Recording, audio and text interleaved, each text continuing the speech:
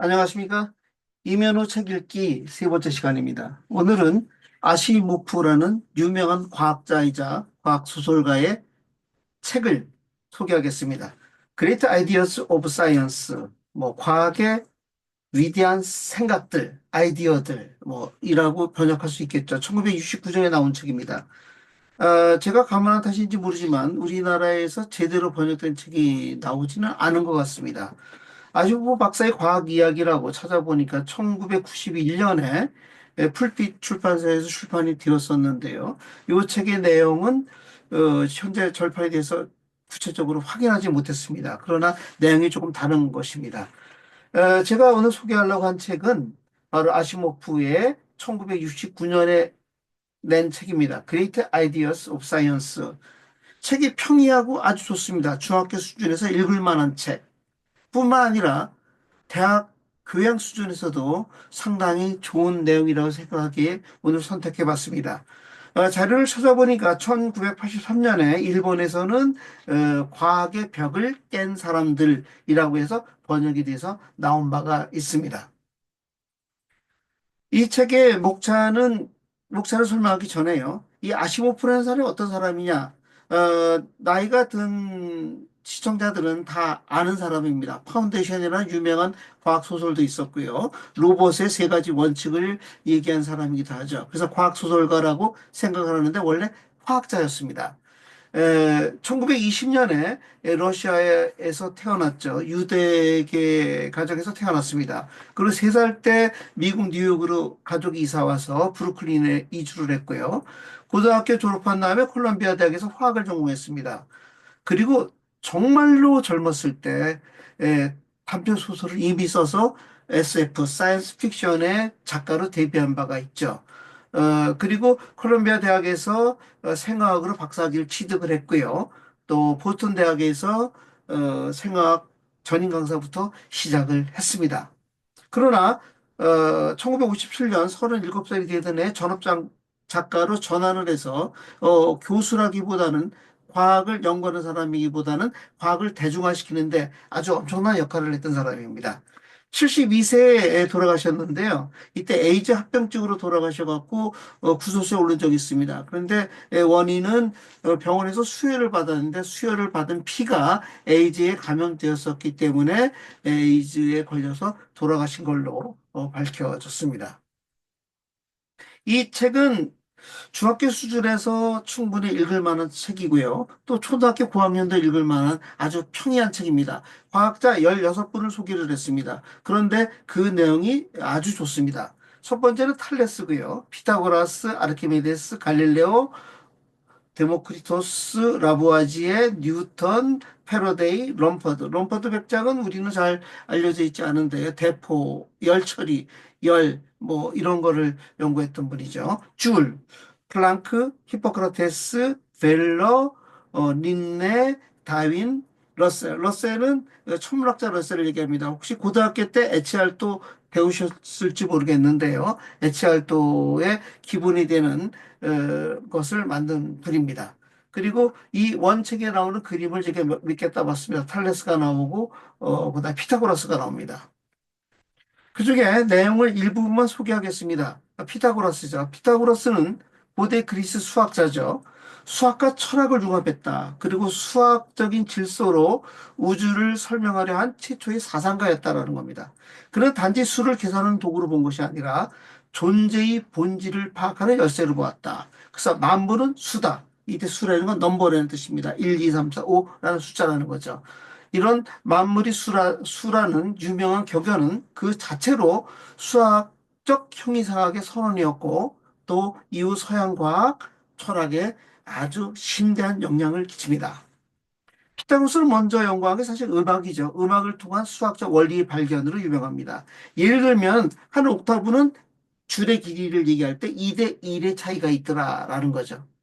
그리고 조화로운 소리와 조화롭지 않은 불협화음의 소리의 비례적 관계를 줄의 길이하고 비교해 봤더니 이 4대 3, 3대 2 등등으로 구성이 되고 그렇지 않을 경우에는 소리가 나쁘더라 하는 겁니다. 이런 얘기를 했고요. 또 피타고라스는 수학적으로 짝수, 홀수, 뭐 어려운 말로 우수 기수라는 말도 하는데 짝수 더하기 짝수는 항상 짝수가 된다. 짝수 더하기 홀수는 항상 홀수가 된다. 뭐 홀수 더하기 홀수는 항상 짝수가 된다. 뭐 이런 원칙을 어떻게 보면 당연한 거지만 상당히 기가 막힌 규칙성을 찾아냅니다. 그리고 조금 이따 보겠습니다만 삼각수, 사각수, 제곱근, 제곱수 뭐 이런 성질을 파악을 했습니다. 그리고 바로 시각화를 통해서 추상적으로 1, 2, 3, 4, 5, 6, 7, 8을 이야기한 거죠. 그다음 숫자를 얘기한 거죠. 그리고 이러한 정리는 수학의 실용적인 지식만이 아니라 수학적 연역법, 즉 공리에서부터 시작해서 우리가 논리적으로 이렇게 설명해 나가는 이런 방법을 창안해낸 사람이기도 합니다. 물론 연역법은 탈레스가 제일 처음 했다고도 합니다. 그리고 연역적 수학 체계를 정립한 인물로서 바로 그의 사상이 오늘날 수학의 구조적인 토대가 됐다라는 거죠. 이것이 나중에 에우클리데스, 유클리드의 기하 원론에서 한층 완성되고 서양 수학의 핵심 원형으로 발전한다라는 얘기를 합니다. 피타고라스 합반은 예를 들어서 루트 2, 피타고라스 정리 3대 4대 5 잘 아시죠? 근데 1대 1대가 되면 루트 2가 되는데 루트 2 발견은 B로 설명할 수도 없다. A분의 B로 표시할 수 없다. 그래서 무비수 또는 무리수라고 합니다. 물론 고대 중국에서도 이미 국어법이라고 해서 밝혀졌죠. 이런 피타고라스에 대해서는 제가 다른 영역에서 과학사 이야기를 통해서 다시 상세하게 하도록 하겠습니다. 그래서 유클리드의 논리적인 공리 체계를 만든 사람이 바로 피타고라스죠. 그래서 피타고라스는 수학의 형이상학적인 기원을 제공한 선구자였고 또 오늘날 과학의 시초가 되는 사람이다라는 겁니다. 예를 들면 피타고라스가 생각했던 삼각형수는 이렇게 삼각형 모양입니다. 하나죠, 세 개죠, 여섯 개죠, 열 개죠, 15개죠, 1, 3, 6, 10, 15 나가는데요. 1에다가 2를 더하면 3이 되죠. 1에다가 2에다가 3을 더하면 6이 되고요. 1에다가 2에다가 3에다가 4를 더하면 10이 되고 이게 삼각수라고 이야기를 합니다. 그리고 아주 재미있는 건요. 사각형 수를 만들었는데 이렇게 사각형 하나, 사각형 점이 4개면 넷, 9개, 16개가 되죠. 더 재미있는 건 1은 1의 제곱입니다. 2는 4는 2의 제곱이 되죠. 그리고 1 더하기 3을 하면 4가 되죠. 1 더하기 3 더하기 5로 되면 3의 제곱이 되고 9가 되고요. 이런 식으로 어떤 수의 신비성, 수의 변화를 예측하면서 7이 되면 7, 7이 49가 되고요. 49를 제곱근을 하면 7이 된다. 이런 식의 생각을 했던 수적인 유의를 즐겼던 사람이라고도 얘기할 수가 있습니다. 또 피타고라스는 피타고라스 한 사람뿐만 아니라 피타고라스 학파 또는 피타고라스 집단이라고 이야기를 하기도 합니다. 이 책의 세 번째는 아르키메데스인데 아르키메데스 역시 응용 수학을 만들었던 사람이죠. 그래서 제가 아르키메데스 요 책에 있는 그림을 그대로 땄고요. 한번 챗GPT를 이용해서 그림을 한번 생성해 보라고 그랬습니다.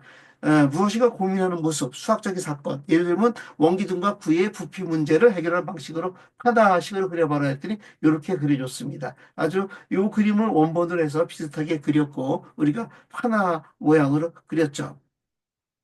구야 원기둥에 관하여라는 책을 아르키메데스는 썼습니다. 그리고 이 구의 부피와 바로 이 원기둥의 부피가 어떤 관계가 있느냐 이걸 증명해냈죠.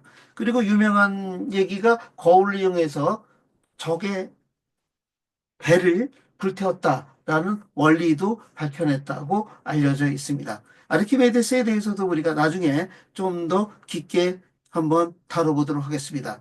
네 번째는 갈릴레오의 실험, 진자의 실험을 얘기하고요. 망원경을 이용해서 목성의 위성 대기를 발견한 이야기를 하고 있습니다. 이것은 챗GPT를 보고 그려달라고 했던 그림입니다.